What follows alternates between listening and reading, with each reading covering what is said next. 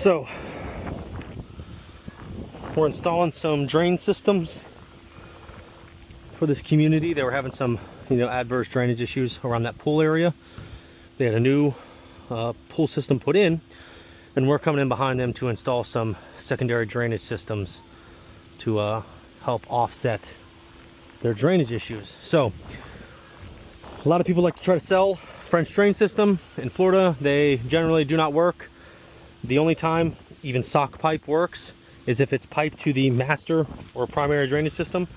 Like I said, this may only apply to commercial sites or homeowner associations, but so literally what you have to do is core drill into this. We have a big core drill, a big Hilti core drill, but it's like you have to mount this stand onto this. Like for this application, for a 4-inch, we're just gonna use a small handheld bit, see how that goes.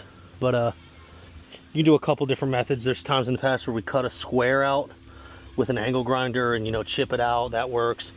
We're gonna try this method today, and try to eliminate the fact that we don't have to bring that giant core drill out here. It's a giant plate you bolt onto this, and it's a huge contraption. You got to dig this way deeper, way bigger. So if we can eliminate that, that would be great. So I'm gonna try this, but it's just a huge contraption. It's like weighs 200 pounds. I don't want to try not to use that thing, but if we have to, we have to.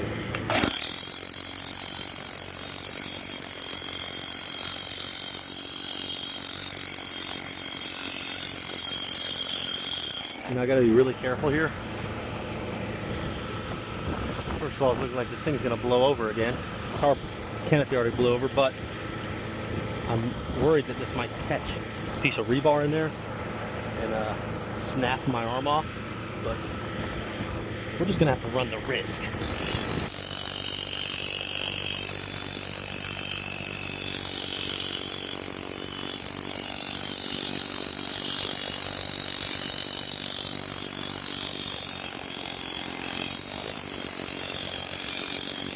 I already got through the rebar.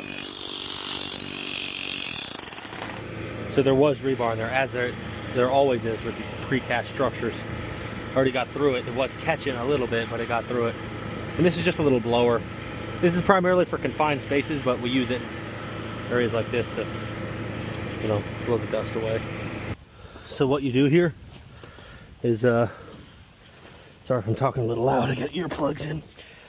But so this worked perfectly.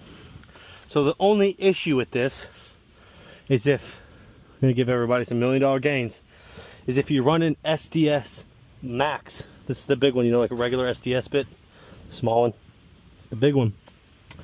If you run an SDS Max, which is better, it's more powerful, it'll cut through rebar and everything. You just cut through rebar and cable. You see this cable, this lift anchor that was previously in here, that's in the concrete as well. So I have to trim some of that out on the other side. If you can see down in there, that little piece hanging, little cable holding on to it. But so the issue is that whenever you have SDS Plus, this core bit is 4 3/8, perfect for a 4-inch inside diameter pipe. So it'll fit the whole thing in. But when you don't have that, you take an angle grinder and you make a slight slit in it like this, probably about this long. Just take a little slit, cut down this side, cut down this side. So when you put it in there, it'll pinch itself. So it narrows it down a little bit. So then you just tap it in. You can barely see the cut right there that I made. Just tap it all the way in. So then it'll fit. You don't have to do anything else. Then just cut this off. Either 45, use Fernco or whatever to get it on here. This is just drain pipe. It's not pressurized or anything. Use a Fernco or whatever. But the benefit of using this SDR35, a lot of people put in that corrugated stuff. Perforated corrugated pipe or just corrugated pipe in general. It sucks. I mean, it's hard to jet it out. You can't clean it. This, you can send a jetter through it in 5 years and bring it right back to brand new. So we only install this. The very rare cases at the very end, sometimes we put corrugated pipe only if like there's a really terrible angle and we gotta like really bend it in there. We'll sometimes use corrugated, but we really try not to. We really only try to install this.